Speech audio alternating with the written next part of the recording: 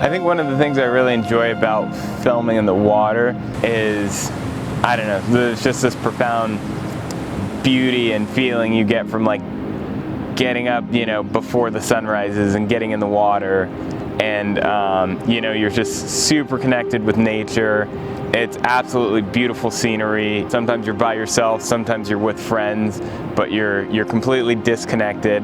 When there's like those beautiful fall and winter days that just line up perfectly, there's nowhere else you'd want to be in the world. Looking back, I'm sure I definitely didn't know what I was doing. I think you just need time to be in the water to just understand waves a little bit more. I've definitely experienced some microaggressions in the water, and I feel like sometimes there's maybe a bit of judgment or something like that because of the color of my skin, and people's prejudice or kind of assumptions. I didn't hear about that at all. I didn't know anything about localism. I just knew it was a sport that I was really excited to keep pursuing. I didn't really hear about it, I felt it, and then later come to realize what that was. I would go to Lindemar and I was just getting the cold shoulder, folks telling me, hey, it's not your turn, even though I've been waiting, and I wasn't sure what that was.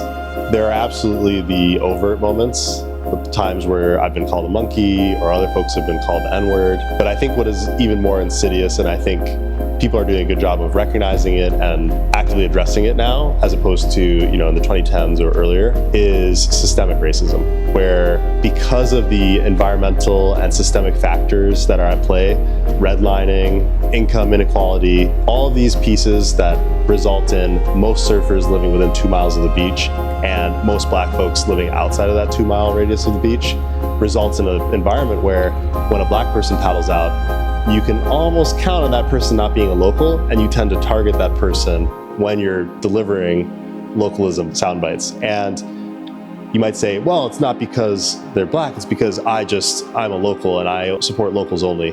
But there's a reason why you're able to portion out and partition groups and saying, these people are probably not from here.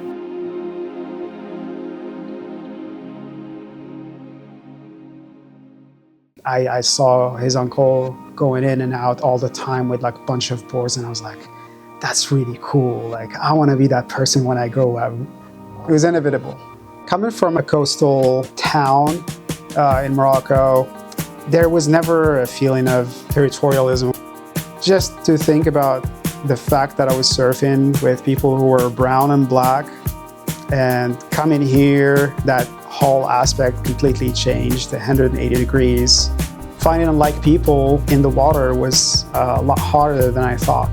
Community is vital for a surfer to find their identity, even grow in surfing. The amount of help that I've had being given equipment, wetsuits, it always felt joyous.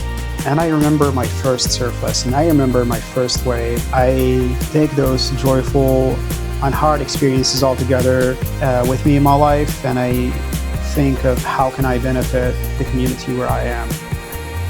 How do we expand access? How do we make sure that we're actually supporting and living out the spirit of the California Coastal Act? There are still people that are fighting public beach access today in 2026. And I think we need to move from enforcer to educator and guide. I think we need more stewards, less police in the water. What I'm absolutely seeing is more diversity. I am seeing folks being more open to sharing knowledge. I'm seeing more people respecting the lineup, and also for those that are perhaps more local, there's not as much intensity as there used to be. I think we're absolutely trending in the right direction, and I think pairing that with the stewardship, I think it's going to result in a better surfing experience for everyone.